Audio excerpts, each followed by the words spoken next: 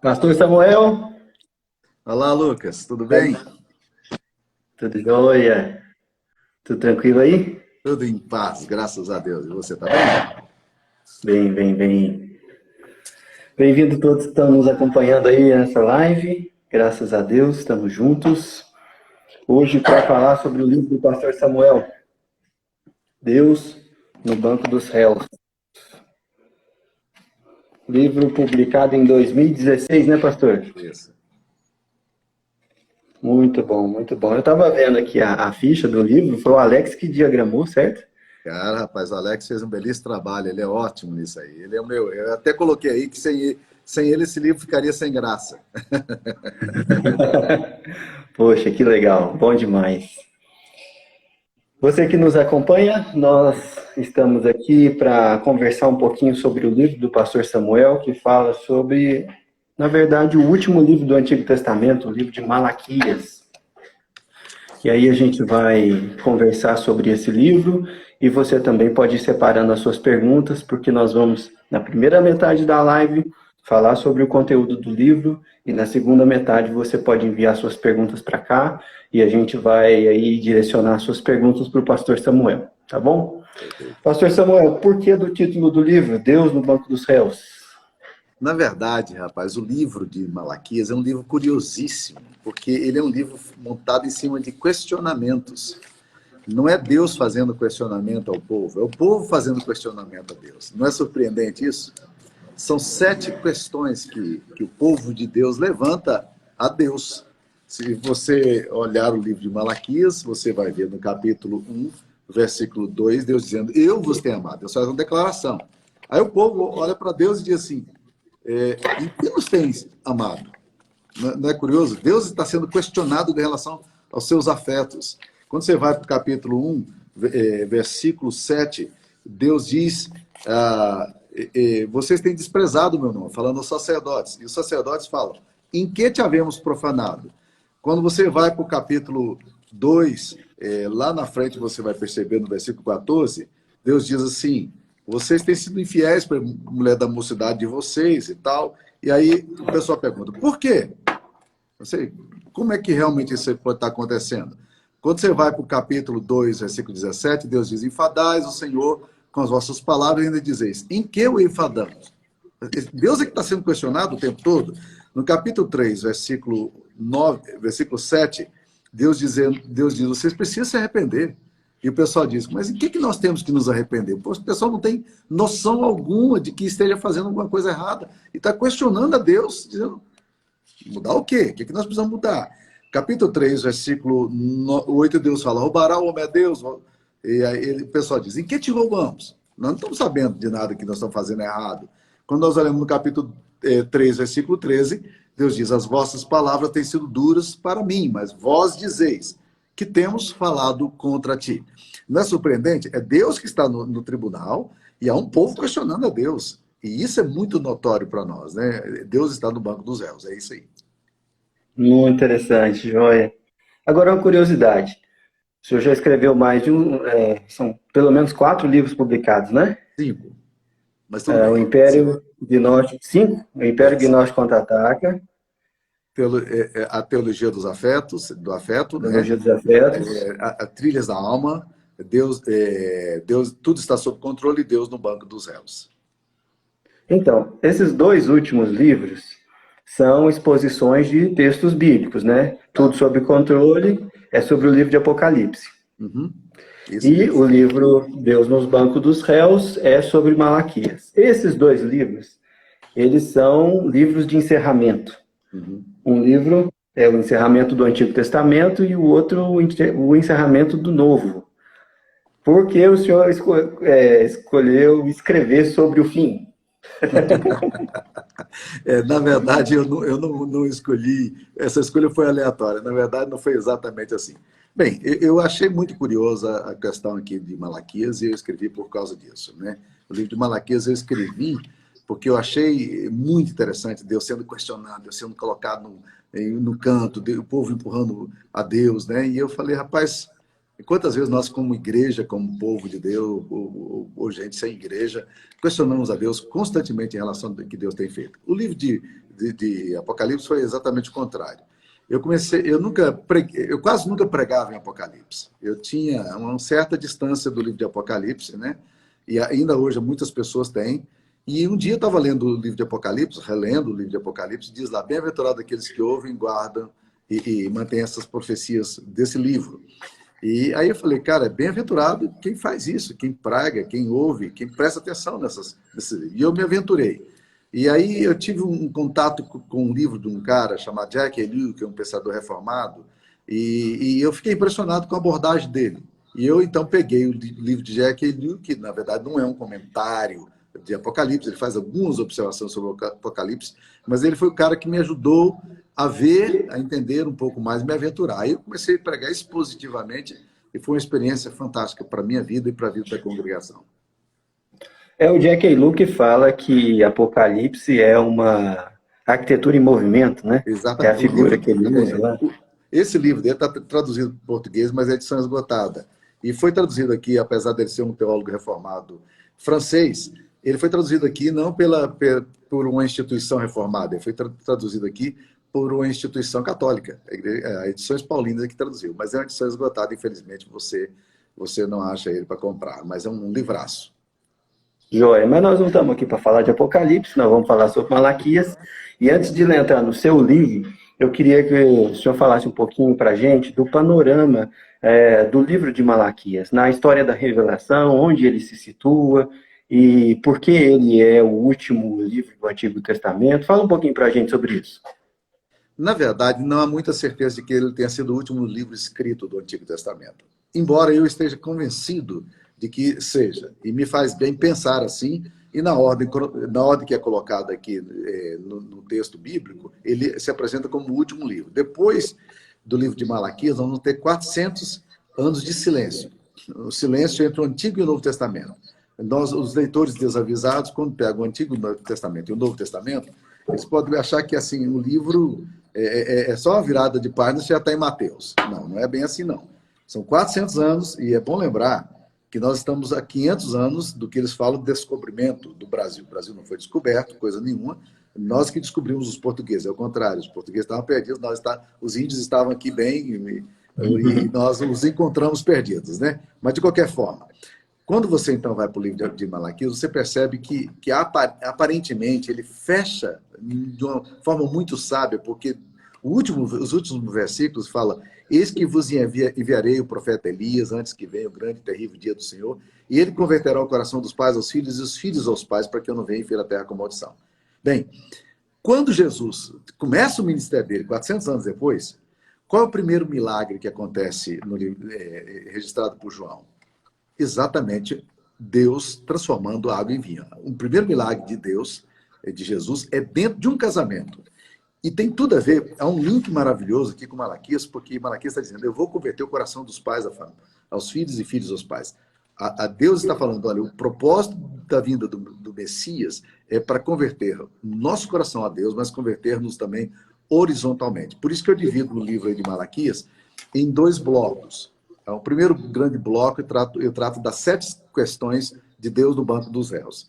E o segundo bloco eu trato das conversões horizontais. Eu falo que nós precisamos nos converter uns aos outros, a necessidade da conversão horizontal, precisamos nos converter filho para pai e pai para filho, e precisamos converter cônjuges, marido e mulheres precisam se converter uns aos outros, né? Então eu divido exatamente aí, porque eu acho que o texto de Malaquias aí termina com uma promessa e com uma advertência. A promessa é: eu vou enviar o grande profeta Elias, e ele converterá o coração dos pais aos filhos e filhos aos pais. Essa é promessa maravilhosa. E uma advertência: se isso não acontecer, se não houver essa conversão horizontal, né, ele fala assim: eu ferirei a terra com maldição. Hoje, quando eu olho para o universo, para a realidade que nós temos aqui na nossa sociedade, Lucas, a coisa que mais me assusta é exatamente famílias desencontradas. Se os pais não estão convertidos aos seus filhos, se não espere que nós tenhamos uma sociedade saudável. E nós basta olhar um pouquinho para perceber que, normalmente, garotos problemáticos, há muitas exceções sobre isso aí, mas garotos com problemas normalmente tem a ver com lares desajustados. O desajuste dos pais na relação com os filhos vai gerando uma relação complicada nas gerações. E isso é a advertência que Deus faz. Eu vou ferir a sociedade com maldição. E que maior maldição pode existir do que um filho desajustado? Essa é a grande maldição para mim. Boa, boa, boa. Vamos entrar, então, na primeira parte do livro, em que os questionamentos são levantados, né? Eu queria que o senhor escolhesse aí para a gente um desses 7 questionamentos. O livro, só repetindo, o livro é dividido em 2 partes, para você que ainda não teve acesso a esse material. E ele tem 12 capítulos. Os 7 primeiros capítulos estão mencionando essa primeira parte, onde Deus é acusado, é colocado em questão, e a segunda parte, ela é a partir do capítulo 8 até o capítulo 12, que são as considerações finais sobre os 2 últimos versículos aí do livro de Malaquias, beleza? Então, pastor, nós temos aqui Deus questionado em seus afetos, sobre o culto, pelas exigências morais, pelo seu silêncio, diante de instantes, apelo ao arrependimento, quanto ao dízimo e à apatia. Escolhe um aí. Não, vamos entrar no primeiro. Eu acho que o primeiro já mostra o que Deus estava querendo dizer ao povo. Porque sentença pronunciada pelo Senhor contra Israel por intermédio de Malaquias. E Deus diz, eu vos tenho amado.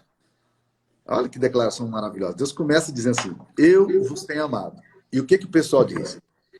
Mas vós dizeis, em que nos tens amado? É essa dificuldade que nós temos de perceber o amor de Deus por nós. Né? Eu gosto muito de uma frase, repito incessantemente essa frase da dona Jalma, querida, já foi para a glória, querida irmã, e ela dizia o seguinte, o meu problema não é que eu não confio em Deus, o meu problema é que eu desconfio de Deus. Nós não conseguimos com facilidade perceber o amor de Deus por nossas vidas. Nós normalmente temos uma relação de suspeita com relação a Deus. E por isso se torna muito difícil. Quando Deus, nós somos muito órfãos. Quando nós perdemos qualquer coisa nos acontece de errado, nós imediatamente entramos em crise. Sabe por quê? Porque a nossa relação com Deus é uma relação de órfão. O órfão, ele é movido por uma pessoa que tem um sentimento de orfandade, ela é movida por 2 sentimentos, de tirania ou vítima. Então, o tirano é aquela pessoa que acha o seguinte, as pessoas têm que me dar, porque elas me devem. Afinal de contas, o mundo foi cruel comigo e a vida precisa me dar. A vítima é aquela que está sempre achando que as coisas estão contra ela. Então, pessoas com sentimento de orfandade, que não entendem a relação do amor de Deus por elas, têm enorme dificuldade realmente para entender, para compreender o amor de Deus. Lucas, preste atenção numa coisa curiosa. Quando Jesus sai do batismo, a Bíblia nos diz que logo depois que ele sai do batismo, na hora que está saindo do batismo, o Espírito Santo vem sobre ele e Deus declara publicamente, este é meu filho amado em quem eu tenho prazer. Eu amo você, meu filho, você é meu. Eu quero que você entenda isso. Eu tenho um enorme prazer em você. Aliás, eu acho que é uma frase que nós precisamos dizer aos nossos filhos, também às nossas esposas. Você me dá prazer, você me dá alegria. Estar contigo é uma fonte de orgulho para mim. Filhos carecem disso. Nós precisamos afirmar o nosso amor. Eu acho que falta para nós essa coisa da declaração. O pai esbanja essa coisa. E ele declara para o filho, seu meu filho amado, eu tenho prazer em você. Ele vai dizer isso também na transfiguração. Aí Jesus vai para a tentação. E é curioso, porque o texto nos diz lá em Mateus 4, que sendo Jesus levado ao deserto pelo Espírito Santo para ser tentado pelo diabo. Uhum. Não é forte isso? Jesus é levado logo depois do batismo, ele recebe a declaração do amor de Deus e ele já é levado para o deserto para ser tentado. Qual é o primeiro questionamento que o diabo faz a Jesus quando ele chega no deserto? Se és filho de Deus. Duro, né? Se você é filho de Deus, você não pode passar por essa aflição que está passando. O filho amado não vai passar por tribulação. O filho amado não passa por necessidade. E aí, como é que fica a situação agora? Né? Jesus não tem nenhuma crise nos afetos, porque ele sabe que ele é amado. E a segurança no amor do Pai o sustenta. Né? Então, o grande problema nosso hoje é nosso senso de orfandade. Nós nos sentimos órfãos. Deus não nos ama. E aí a crise vem, o luto vem, a tribulação vem, nós já estamos em crise com Deus, porque... E Deus está dizendo, eu amo você. Você pode não estar entendendo o que está acontecendo agora, mas eu amo você.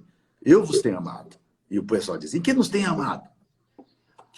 Esse diálogo que curioso que nós temos logo no primeiro ponto aqui de Malaquias. É interessante que essa crise de orfandade, ela já é manifesta na Bíblia logo no Éden, né? Porque Deus cria homem e mulher, e logo depois da queda, a reação sentimental do homem em relação a Deus é fuga e medo, né? Deus vai atrás dele e a gente percebe que a Bíblia explica essa percepção torcida e distorcida, né, do amor de Deus por nós, justamente por conta do pecado, né? O pecado fez com que a gente tivesse esse senso de culpa e de rejeição quase que inerente à nossa experiência afetiva, né? Uhum. Não, para mim, esse é o maior problema. Por que nós temos relações utilitaristas com Deus? Porque nós precisamos de constante afirmação de Deus, de que Deus nos ama, tá?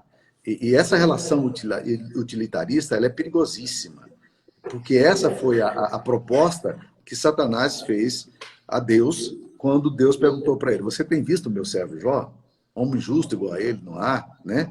Aí Jó disse, Satanás disse, Jó, em vão teme o Senhor? É óbvio que não. Jó só teme o Senhor, sabe por quê? Porque o Senhor dá tudo para ele. Tira dele as coisas, que você vai perceber como ele vai te amaldiçoar na face a face, ele vai zombar de você. Porque Jó não te ama, os seres humanos não te amam por aquilo que o Senhor é.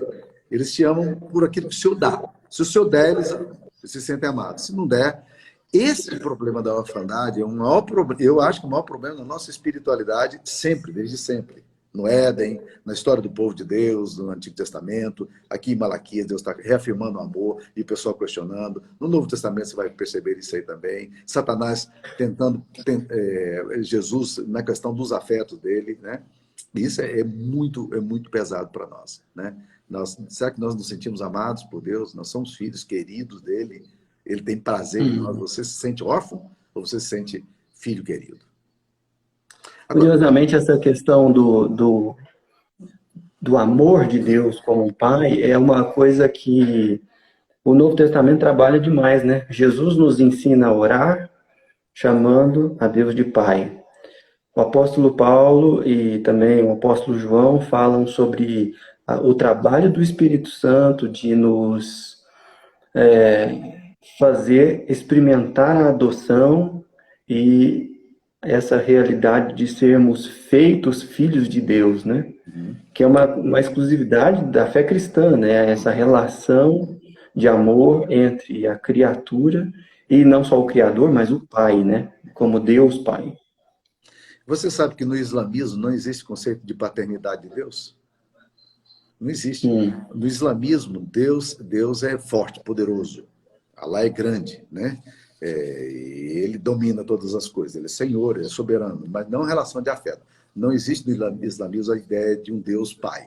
E Jesus, ele escandaliza os judeus quando ele não apenas trata Deus como Deus pai, mas trata Deus como Deus paizinho, né? Ele fala, Abba, pai, ele está falando de um Deus paizinho, né?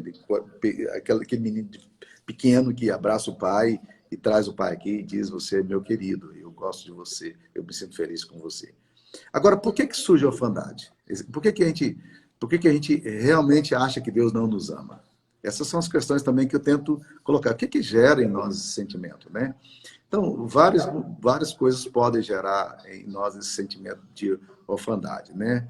Uma das coisas que geram esse senso de orfandade é, às vezes, uma perda muito grande que a gente tem na história da vida da gente, e a gente começa a achar que Deus não nos amou porque Deus nos privou de algo muito significativo, né? Então, uma pessoa que passou por uma grande privação, de um ser querido, de uma morte traumática e tal, pode, então, começar a achar que Deus não ama e desenvolver isso ao longo da história, uma certa suspeita de Deus, né? Naquele livro Controvertido da Cabana, né, do William Young, ele fala sobre isso, né? Ele fala, Mackenzie, você não vê a sua suspeita não está no fato de que você experimentou uma dor e você agora acha que Deus não ama você, né?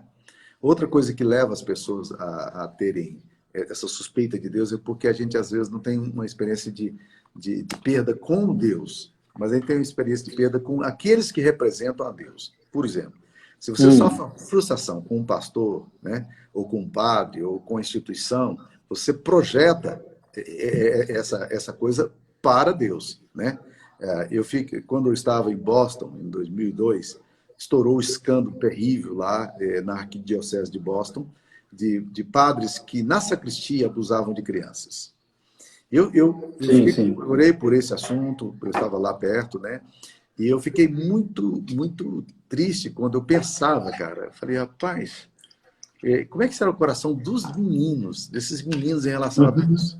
Será que algum dia esses meninos vão se sentir amados por Deus? Porque Deus, para eles, era a relação com a sacristia, com o padre, com o sacerdote, e agora perde isso. Então, você pode também ter experiência com um pastor, né? Ou com a igreja, e você generaliza, ok, a igreja, o pastor fez isso, então Deus é um fiasco, Deus é uma fraude, e aí eu não creio mais nisso aí. O amor de Deus não desce para o nosso coração porque nós passamos por experiências traumáticas. Então isso pode desembocar em nós uma relação, um sentimento de que Deus é uma brincadeira, Deus não está interessado conosco, né? E assim por diante. Joia, deixa eu pegar esse gancho que o senhor levantou aí sobre essa coisa de traumas e decepções, e vamos conversar agora sobre a segunda parte do livro, que fala justamente sobre uma conversão horizontal, né? Geralmente a gente está acostumado a conversar sobre conversões verticais, de mudanças de percepção, de cosmovisão, de um retorno para Deus. E esse é, de fato, o jeito mais comum de lidar com o termo conversão.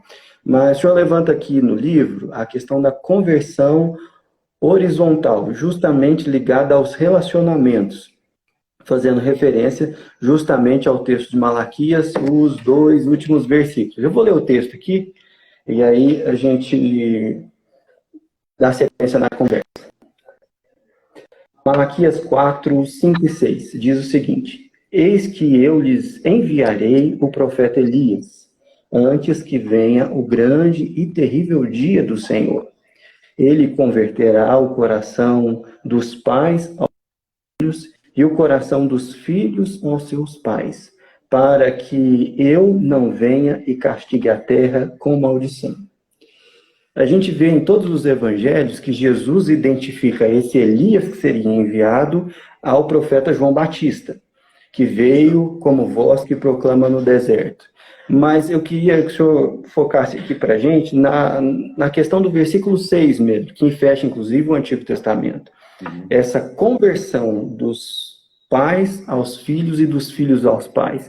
Me parece que Deus aqui está falando sobre um processo de redenção nessas frustrações que a gente tem com figuras de autoridade que representam o próprio Deus na nossa vida, né? Fala um pouquinho sobre isso. É muito interessante olhar o texto e perceber que, primeiro, a conversão aqui não é um ato do homem. É o Espírito Santo que vai fazer. Segunda coisa, que traz muito questionamento. Quem é esse Elias? É óbvio que Jesus deixou muito claro que Elias era João Batista. Esse profeta que vem, algumas pessoas falam reencarnação de Elias. Não, Elias não morreu, então não pode ver reencarnação. Nem o espírita crê nisso, né? Não tem como você reencarnar se você não morreu. Se você não largou o corpo, Elias não largou o corpo, então não pode reencarnar. Então, descarta isso. No pensamento judaico não cabe possibilidade de reencarnação. Os próprios evangelhos, inclusive, denunciam que Herodes, certa vez, achou que Jesus era a reencarnação de Elias e não fazia sentido nenhum. Nenhum sentido, tá? Então, eu creio que o texto está falando desse ministério que começaria com João Batista, né? Esse ministério profético que viria com Jesus aqui agora. Agora, é muito interessante observar o seguinte, é que a conversão, ela precisa acontecer, como obra do Espírito Santo em nós, para quê? Para que haja bênção. Qual a grande maldição que pode existir quando não há conversão de pais para filhos e filhos para pais? Uma coisa que eu falo é a maldição dos afetos danificados. Você danifica os afetos seus. Eu acompanhei um caso de uma menina em Boston, que ela, uma vez, ela estava vivendo uma vida, criada na igreja, menina praticamente filha da gente e tal, mas essa menina, ela começou a ter uns comportamentos muito bizarros na adolescência. Um ódio profundo pelo pai. E um dia minha esposa foi conversar com ela e disse assim, para judiar do meu pai, para ferir o meu pai, eu vou até o inferno se for preciso. E essa menina foi até o inferno mesmo, porque ela entrou em droga no nível assim terrível, a gente achava que ela nunca se recuperaria. Mas ela acabou se recuperando, graças a Deus, e superou. Mas o ódio pelos pais pode ser um problema seríssimo na vida nossa. E essa é a grande maldição. Há alguns tempos atrás...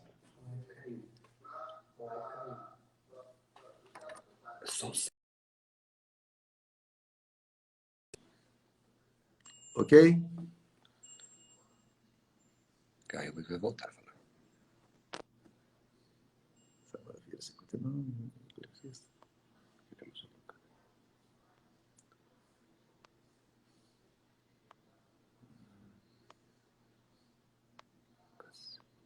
Esse aqui é qual? Lucas. Passou já, lá em cima. Mais. Bem lá em cima.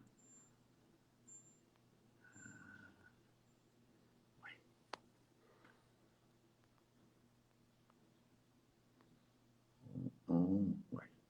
Então.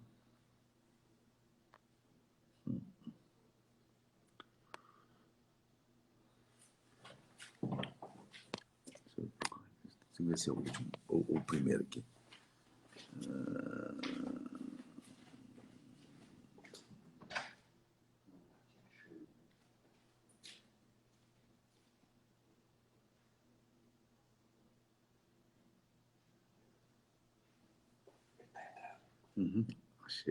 Achei aqui.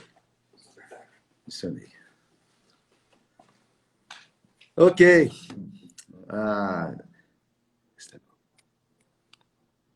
Está entrando. Conexão.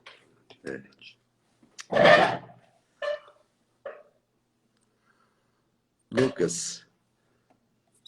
Eu estou no ar. Ok, o pessoal tá. Obrigado, Wander. Valeu. Foi muito boa a sua apresentação. Estou no ar aqui. Bem, então, quando você quebra esses afetos, eu me lembro de uma das experiências mais interessantes que nós temos sobre esse assunto, é que como a relação, quando a relação do pai com o filho está complicada, como isso é sério para a sociedade. Existe um ministério nos Estados Unidos chamado Prison Fellowship. Eu gosto de citar esse exemplo, porque eu acho que ele elucida muito bem o que eu estou querendo falar. Esse cara foi um assessor de Richard Nixon, né? E ele foi o assessor direto do escândalo Watergate. E ele, quando foi para Chuck Colson, quando foi para a cadeia, ele então desenvolveu ali na cadeia, se converteu a Jesus e ele desenvolveu um ministério maravilhoso que era de cuidar dos presos. E foi muito interessante porque ele faz isso nos Estados Unidos, as igrejas se envolvem e mandam, chega a época do Natal, todas as igrejas estão envolvidas nesse ministério para poder abençoar as famílias dos presos, abençoar os presos. São quase 2 milhões de pessoas presas nos Estados Unidos. Mas aconteceu uma cena muito interessante, porque quando chegou no Dia das Mães, ele decidiu fazer o seguinte, ele decidiu pedir aos presos para que mandassem uma carta para as mães. E os presos resolveram fazer isso. Eles deram um envelope, deram... Peguei! Ei, voltou. Voltou. Eles deram um envelope... Pensa que está de pé. Veja que não cai. Que não cai. Então, continuando aqui o pensamento. Então, quando ele pediu às pessoas para mandar carta para as mães, os presos todos responderam positivamente, cara, e mandaram as cartas para suas mães, no Dia das Mães. 95% de adesão. Quando chegou o Dia dos Pais, eles resolveram fazer a mesma coisa. Os presos deveriam escrever uma cartinha para os pais. Sabe o que aconteceu? Só 5% dos presos pegaram envelopes para poder mandar a carta para os pais. Sabe o que eles descobriram? Que eles não tinham pais, ou os pais tinham morrido já com drogas, ou estavam distantes dos pais, eles não tinham afeto com os pais. E aí, naquela prisão carcerária, apenas 5% dos homens escreveram um recado para os seus pais. Não é surpreendente isso? Uma quebra profunda entre pai e filho. Isso traz maldição. A maldição aqui é dos afetos mesmo, que são destruídos. Então, quando nós pensamos em espiritualidade cristã, nós pensamos numa espiritualidade cristã que ela tem duas dimensões, como a cruz tem. A dimensão dos braços abertos, a dimensão horizontal, e a dimensão do Cristo em pé, que é a dimensão vertical. A conversão a Deus tem que desembocar sempre na conversão horizontal. E isso é extremamente importante para nós. Se os seus afetos não forem tocados por Jesus, na horizontalidade, os seus filhos não vão crer no Evangelho. Eles não vão crer na mensagem de Cristo. Então, nós precisamos ter graça para comunicar aos nossos filhos o amor que nós temos por eles através de Cristo. Bênção, bênção, bênção. Olha só, nós já estamos na metade da nossa live e eu tenho algumas perguntas aqui que foram mencionadas na nossa, nos comentários aqui do pessoal que está nos acompanhando. Uma pergunta é da Ludmila. Ela perguntou assim: reverendo, fale um pouco sobre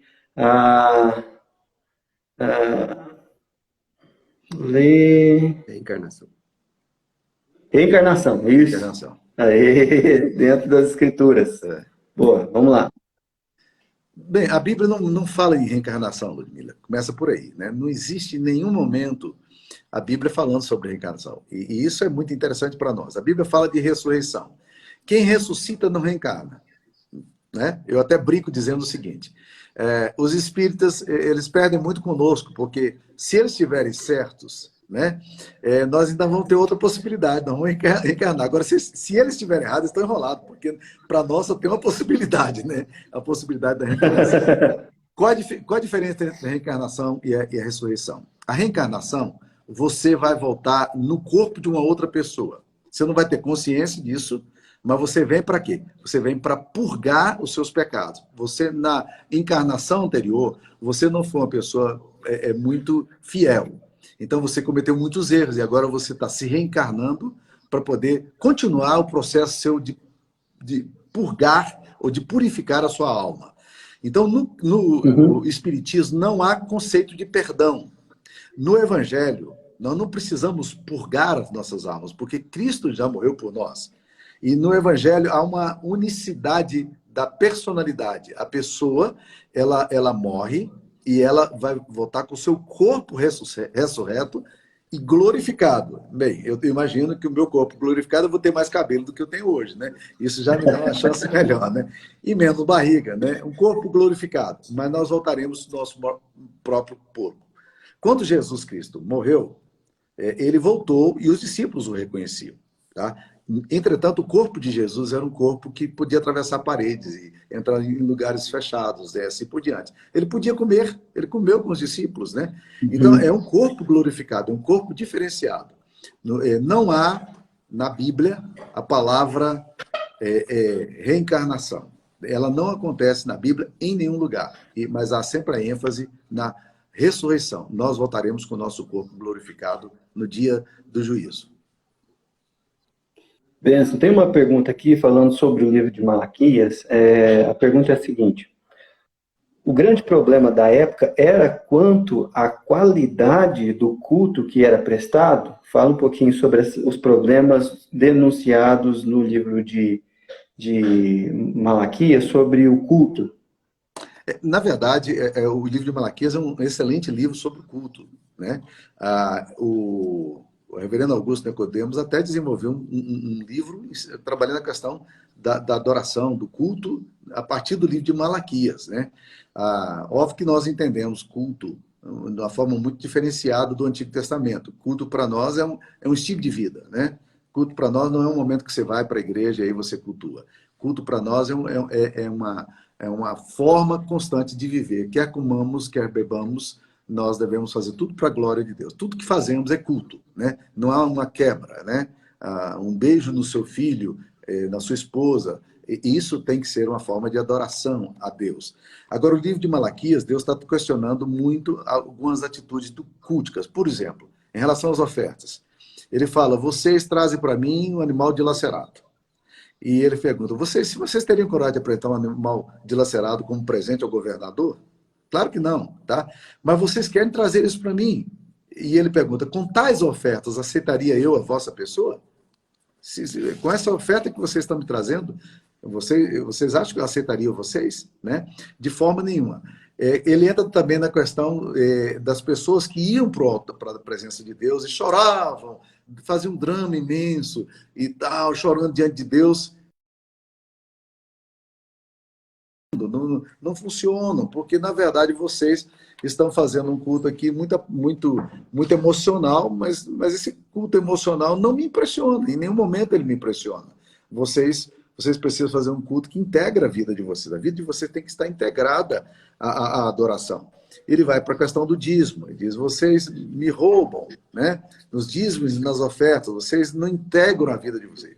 Ele vai para a questão do casamento. Ele fala, vocês quebraram a aliança e vocês aparecem na minha presença como se nada tivesse acontecido. Vocês têm que se arrepender, vocês têm que voltar. Então, na verdade, sim, o livro de Malaquias é um livro muito centrado na questão de uma liturgia. Só que eu não queria pegar essa liturgia só como um ato cultico, né? Um ato do templo, mas como um ato de vida. Eu levei um tombo aí no meio da sua resposta, mas eu peguei a ideia. Acho que ficou bem explicado aí, tá tudo certo. Pastor, tem mais uma questão aqui que é o seguinte: por que tantas vezes interpretamos o silêncio de Deus como indiferença? É interessante perceber que o livro de Malaquias é um livro que tem uma interrupção tremenda. Entre o Antigo Testamento e o Novo Testamento, 400 anos de silêncio de Deus. Você imaginou isso? Não há nenhum registro de um livro canônico nesse período, tá? Não há nenhuma revelação de Deus nesse período. 400 anos, tá? Deus estava silencioso? A Bíblia diz que Deus nunca deixou de dar testemunho de si mesmo. O problema é como nós entendemos essa forma de Deus falar. Se nós nos sentimos amados por Deus, o silêncio de Deus nos leva a aprofundar a nossa espiritualidade. Quer ver um exemplo? Quando você ama a Deus e se sente amado por Deus, no meio do sofrimento, a pergunta sua não é uma pergunta que você quer a explicação de Deus. Né? Você não quer saber o porquê que Deus está fazendo isso. Na verdade, no meio do culto, no meio do sofrimento, você vai dizer a Deus, Deus, é o seguinte, eu sei que o Senhor me ama. O Senhor declara isso. Eu creio nisso. A minha espiritualidade está fundamentada no afeto. O Senhor é meu pastor e nada vai me faltar. O Senhor entretanto, eu estou no meio do sofrimento. E aí a pergunta que nós vamos ter para Deus vai ser a seguinte: Deus, como que o Senhor interpela a minha vida? Para onde o Senhor quer me levar? O que o Senhor quer me ensinar nesse período de silêncio que eu não estou conseguindo entender? Aprofunda a minha relação com o Senhor. Porque neste silêncio de Deus aqui agora, eu vou aprender do Senhor. Uma das mulheres que é considerada uma das mulheres com mais profunda espiritualidade nos tempos recentes foi Madre Teresa de Calcutá. E uma vez perguntaram para ela, o que a senhora faz na oração da senhora? O que a senhora diz a Deus? Ela diz, nada. E o que Deus fala? Deus não fala nada, né? Mas, entretanto, ela era uma mulher que vivia uma espiritualidade de adoração. Então, a questão de querer resposta de Deus, né? Sinais de Deus, é um gesto de incredulidade. Jesus fala assim, essa geração incrédula pede um sinal. O povo constantemente está querendo sinais. Mas nenhum sinal será dado a essa geração, senão o sinal do Filho do Homem. Porque assim como Jonas esteve 3 dias e 3 noites no ventre do peixe, assim importa que o Filho do Homem também morra e ressuscite ao 3º dia. Então, na verdade, Jesus Cristo diz, olha, eu não satisfaço curiosos. Eu não satisfaço curiosos. Então, no silêncio de Deus, Deus grita. Quando nós somos capazes de entender que Deus nos ama, nesse silêncio, a gente está aprofundando a nossa alma e dizendo, Deus, há alguma coisa aqui que o Senhor não quer me dizer, mas eu quero te glorificar, porque nesse silêncio aqui eu vou aprender do Senhor. Nesse silêncio aqui eu vou desenvolver uma espiritualidade e vou ser levado para uma dimensão que eu desconheço nesse momento. O silêncio de Deus é extremamente poderoso. Interessante que parece que isso está intimamente ligado ao mistério da fé, né? Porque Deus é esse abscôndito que se revela, mas ele não é domesticável, ele não fala o que a gente quer ouvir, ele fala o que ele quer falar, e ele faz isso quando ele quer, mesmo que a gente chegue para ele e fale assim, se o Senhor estivesse aqui, meu irmão não tinha morrido. Ele chega, demonstra afeto, chega na hora que ele quer e faz o que ele tinha para fazer, né? É uma coisa interessantíssima. Pastor, mais uma pergunta aqui do Milton. Milton está acompanhando a gente aí. Deus abençoe, Milton. Está aqui, ó. Quais os questionamentos hoje são feitos por nós, assim como no livro de Malaquias? E eu queria acrescentar um pouquinho aqui a pergunta dele a respeito de um link sobre essa pandemia que nós estamos vivendo e o questionamento que muita gente pode estar fazendo sobre o amor de Deus, justamente por conta de perder entes queridos, por estar passando dificuldade financeira, por estar aí acompanhando o bater de cabeça dos governantes. Fala um pouquinho sobre isso para a gente. A tendência imediata da gente, ao lidar com todo o sofrimento, é começar a tentar buscar a relação de causa e efeito. A relação de causa e efeito é a seguinte: nós fizemos alguma coisa errada e Deus está nos punindo. Isso é uma punição de Deus, é juízo de Deus. Eu creio que Deus exerce juízo na história, e a Bíblia deixa bem claro isso, tá? E Deus ele julga os povos com equidade, a palavra de Deus nos ensina. Mas acho que tentar buscar a relação de causa e efeito, nós sofremos porque fizemos alguma coisa errada. O mundo está sofrendo uma pandemia, eu acho que esse tipo de aproximação ele é complicada. E a gente percebeu isso no livro de Jó.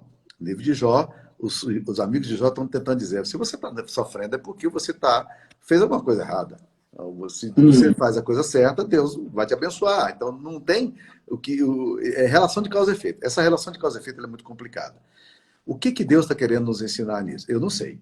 Eu não estou absolutamente certo do que Deus quer nos ensinar nessa questão da pandemia, não. Mas eu já percebo algumas coisas que podem ser fantásticas para a nossa vida. Inclusive, domingo à noite eu quero estar falando um pouquinho sobre isso. Por exemplo, essa relação templista que nós temos, da nossa teologia, eu sempre me perguntava, se tirarmos todos os cultos, o que vai acontecer? Que tipo de espiritualidade? Alguém vai sobreviver, alguém vai continuar crente, porque as pessoas são muito crentes na igreja. Mas e aí, quando tira todos os elementos culticos, né? O que fica? E é curioso que está acontecendo uma coisa muito bonita. Eu tenho percebido pessoas que nessa época agora, que não estão tendo culto, voltando para Deus, né? Eu até vi uma charge curiosíssima, né? Que o presbítero Mário Lobo mandou para mim. Ele dizia o seguinte: Satanás virando para Deus, dizia assim: fechei todas as suas igrejas do mundo e tal, por causa do coronavírus. E aí Deus olha para Satanás e fala assim: eu abri uma igreja em cada casa. Então, às vezes, Deus permite que determinadas coisas aconteçam para que a gente veja coisas que a gente não conseguia ver. Eu acho que nesse momento, e eu tenho orado para que nesse momento Deus traga conversões ao povo. Conversões de pessoas que estão distanciadas. Eu peço a Deus para que nesse tempo haja um tempo de avivamento no nosso coração e no coração da igreja de Cristo. E eu tenho percebido muita coisa linda, por exemplo, a igreja se mobilizando, a nossa igreja, várias pessoas estão ligando umas para as outras. Ontem eu recebi aqui na porta de minha casa, uma pessoa muito respeitosamente me trouxe aqui, né, umas coisinhas bonitinhas, gostosas para comer, e ela fez a mesma coisa com várias famílias aqui do condomínio onde eu moro. Ela trouxe, já com as coisinhas bem bonitinhas. Cara, como isso é importante para a nossa comunhão, como isso empresta um sentido imenso. O que será que vai acontecer conosco enquanto igreja, enquanto sociedade? O que Deus pode estar nos ensinando isso aqui? Eu quero estar bem antenado aqui, para que essa palavra de Deus, no meio desse silêncio e da dor, se torne um elemento fortíssimo para avivamento, para restauração de vidas, para conversão de pais a filhos, filhos a pais, famílias. E eu estou torcendo para que isso aconteça. Eu não sei explicar exatamente por que Deus está permitindo, não, mas eu tenho certeza que Deus nos ama. Bênção, bênção. Uma última pergunta sobre o livro de Malaquias. Ela está relacionada ao começo do livro. A pergunta é o seguinte: o início do livro de Malaquias fala sobre eleição, e a pessoa está mencionando justamente a fala de Deus no versículo 2 e 3. Diz o seguinte, o texto: o Senhor diz, eu sempre os amei, mas vocês perguntam, como é que nos amaste? E o Senhor responde, Esaú era irmão de Jacó, mas eu amei Jacó e desprezei Esaú. Fiz dos montes de Edom uma desolação e dei a sua herança aos chacais do deserto. E a pergunta é justamente sobre a eleição. Esse texto fala sobre isso? Absolutamente. A grande prova do amor de Deus para nós é o fato de que nós somos eleitos. De que Deus nos encontrou e nos salvou. Essa que é a grande prova. O argumento de Deus aqui para o povo, para provar que ele ama o povo, é dizendo, o pessoal pergunta, em que nos tens amado? Aí diz assim, eu escolhi vocês, eu amei vocês. Esse Deus aqui está falando da graça de Deus. Eu tenho aprendido alguma coisa muito interessante sobre a eleição. Eu sei por que Deus nos elegeu. Você sabe? Eu sei por que Deus nos elegeu. Sabe por que Deus nos elegeu? A Bíblia diz isso em Deuteronômio 7:7. Eu não vos escolhi porque vocês eram o povo mais bonito, mais forte, maior no mundo. Eu vos escolhi porque vos amei. Então a causa da eleição é o amor. Agora eu não sei responder a pergunta seguinte. Por que Deus nos amou? Eu não sei. Né? Eu sei que a causa da eleição é o amor de Deus por mim. Agora, por que Deus me amou? Isso eu não sei. E Deus está falando assim, eu amei vocês. Eu escolhi vocês como um povo querido meu, sabe?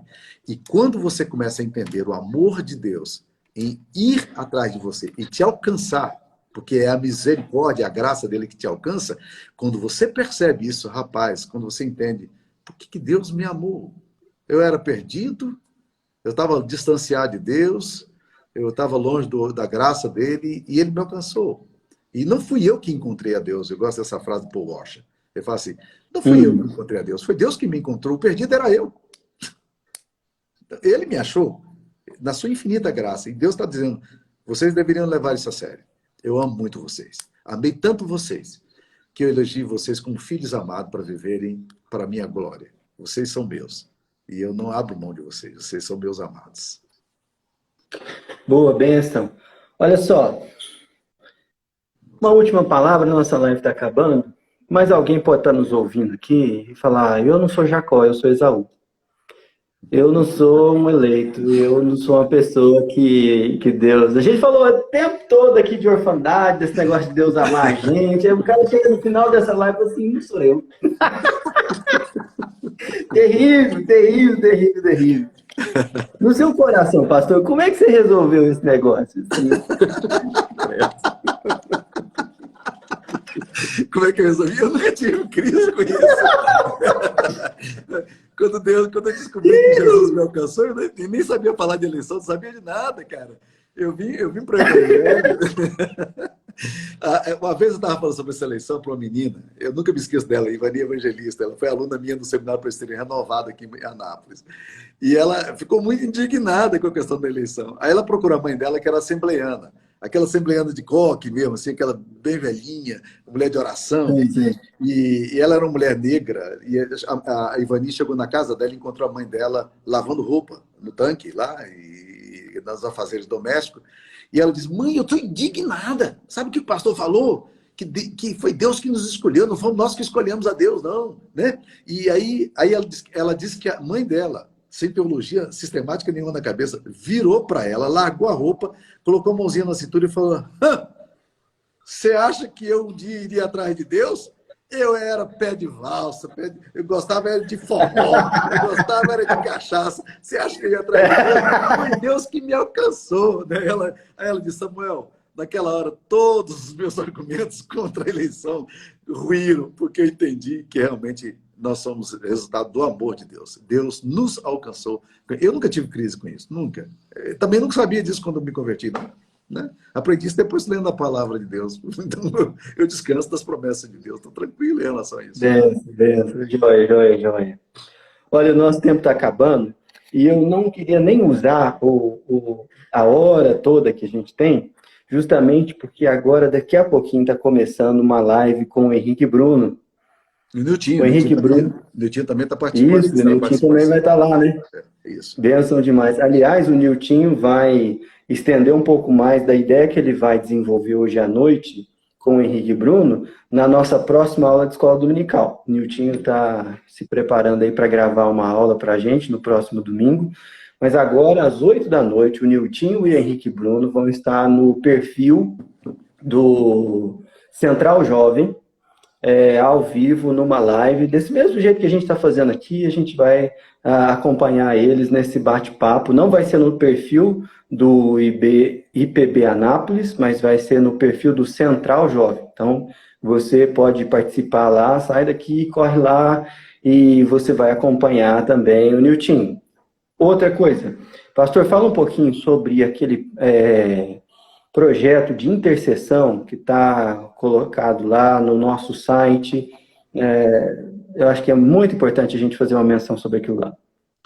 Existem dois projetos aliás, vários projetos bonitos aí, a IPC, a nossa IPC Kids, né, com criança, nós estamos tendo encontros com cada uma fase das crianças, né? Se você tem filhos em diferentes faixas etárias, você pode encontrar aí esse momento aí, está sendo muito bom. Temos com pré-adolescentes, temos com adolescentes, muita coisa bonita, mas os diáconos estão desenvolvendo um ministério chamado Estamos Juntos, que é um ministério em que eles apoiam pessoas que estão passando por dificuldades. Sempre juntos, né? E temos um outro trabalho, qual é o nome também lá, Arenilson? O outro trabalho lá da oração, eu estou tentando lembrar o nome aqui. Então, tem esse de oração, sempre juntos, que você pode ligar, há pessoas na igreja disponíveis para poder orar com você. Você pode ligar, se você estiver passando aí por aflição, pode ligar. Se quiser falar com um dos pastores também, para a gente poder fazer um atendimento virtual, estamos à disposição também. Nós temos feito isso, aconselhado pessoas assim. E tem o Ministério dos Diáconos, que é o Ministério de Cuidado. Eles estão aí preocupados para que não falte nada a todos os membros da comunidade. Tá? Então, nós estamos cuidando para a gente fortalecer, e não só da comunidade, mas pessoas fora da comunidade também, né?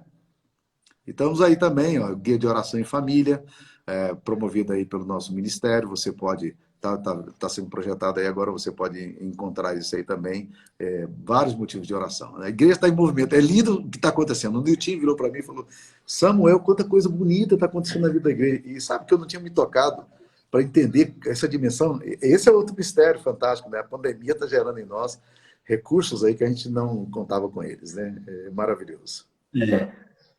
Benção. Pastor, só para esclarecer para quem está acompanhando a gente, nesses últimos dias eu recebi algumas ligações de pessoas questionando sobre como que vai ser a nossa programação nesse fim de semana, já que está todo mundo esperando um decreto aí do governador, regulamentando um relaxamento, um afastamento no distanciamento social.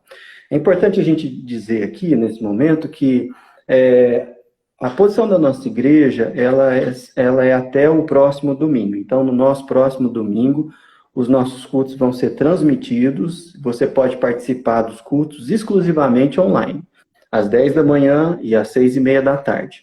Na semana que vem, a partir do decreto, a gente depende ainda também de uma posição do prefeito aqui de Anápolis a respeito de como que ele vai regulamentar esse novo momento do afastamento social. Então, quando a gente tiver o pronunciamento do prefeito sobre o assunto, aí nós vamos informar para você como vai se dar os cultos presenciais no domingo, tá joia? Nós estamos na expectativa aí de voltar a poder estar lá no templo, mas é interessante a gente estar junto lá.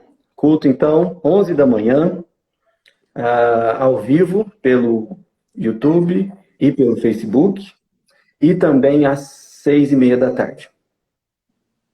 Excelente. Pastor, faz uma oração aí para a gente encerrar esse tempo. Vamos. Querido Pai, nós queremos pedir a graça do Senhor, nos ajude, ó Deus querido, a viver para o Senhor, para a glória do Senhor, como filhos amados que somos, ó Pai. Obrigado porque o Senhor nos amou com tão grande amor, a ponto de morrer Jesus na cruz para salvar os nossos pecados. Glórias sejam dadas ao teu nome, Nós te adoramos em nome de Jesus. Amém. Deus abençoe a todos, irmãos. Valeu.